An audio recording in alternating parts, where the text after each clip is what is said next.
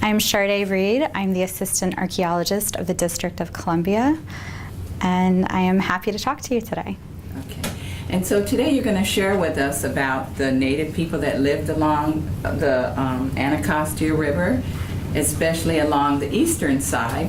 So perhaps since you're standing here, you can show us some of the artifacts and Sure. maybe explain to us how these people would have lived.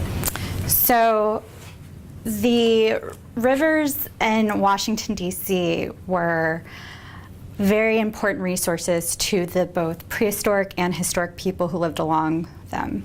They were perfect places for abundant resources like fish and shellfish and deer that would come and feed on the grasses of the rolling hills. They were a great place for trade because the rivers acted almost as a prehistoric highway. You would bring your goods up and down the rivers and trade with other tribes. And some of the things that we find archaeologically in Washington, D.C., especially on the Anacostia, during the woodland period are both ceramics, like these, and these were, we know, primarily made by women. They would use things like cordage and sticks, and they would take shell and actually temper these with them. You can actually see it on some of them. And women and both men also used stone tools like this. This was actually a scraper. You would take this, you would have a recently killed animal that was brought to you, and the woman would not only butcher it, she would then take the hide and use her scraping tool and actually scrape off the things that you didn't need with your hide. So unfortunately, things like pelts and some of the beautiful weavings we know they did would not survive the archaeological records. These are actually reproductions. But we know of them from the written record from the English explorers who came up the river channels and wrote about them. The village that actually was located on the Anacostia River, you can see on the John Smith map, it was called Nacotchtank. An example of a palisaded village that would have been a site where the wigwams and longhouses were erected around a wooden wall so that their enemies would not be able to get into the village and make war on the men and try to kidnap and rape the women. And usually you find these in locations where there were some warring fractions. Not all of Native American villages were palisaded.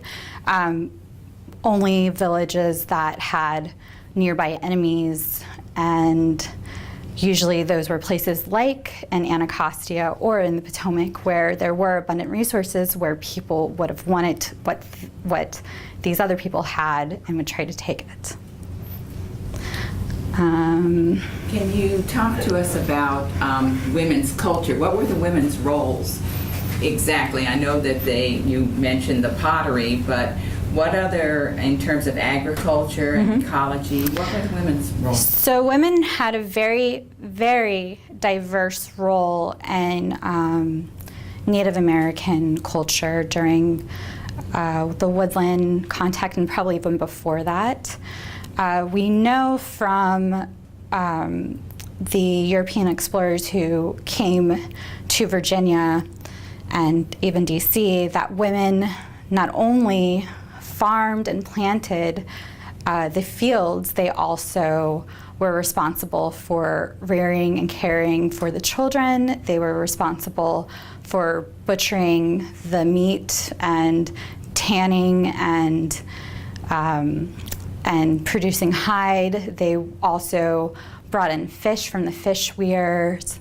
They built houses. They actually built the houses, and that's probably why a lot of the houses were located next to fields.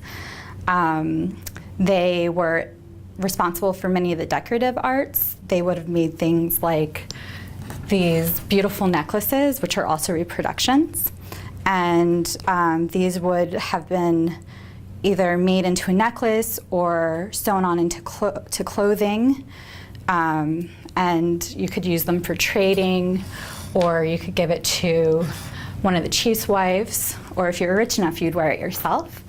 Women also were baking the bread, and not only baking the bread, they would actually go out and dig out the tuckahoe, the tuber-producing plant, which was extremely, extremely hard work.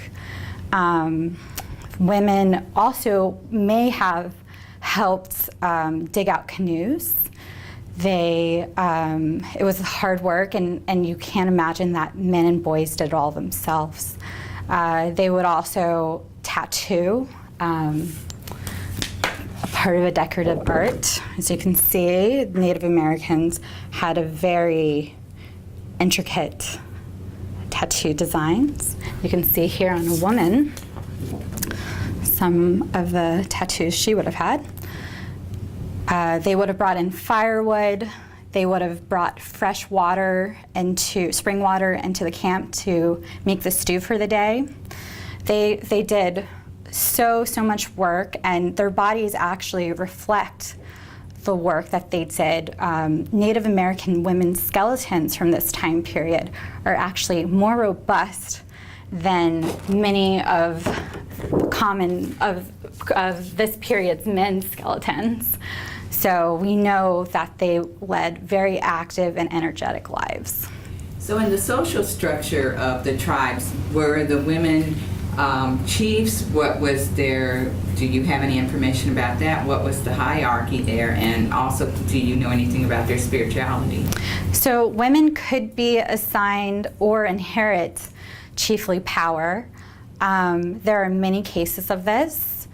Women were seen as equal to the men. Actually, the planting and farming of corn was a very high status symbol, and it's thought that because the women were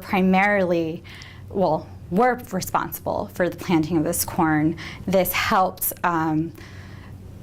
elevate their status and their societies to be equal with men. They were able to choose who they wanted to marry. They could turn down a proposal. They could divorce if they wanted to. They were even allowed to have affairs with the permission of their husbands, which we think was pretty. They usually allowed them to do that.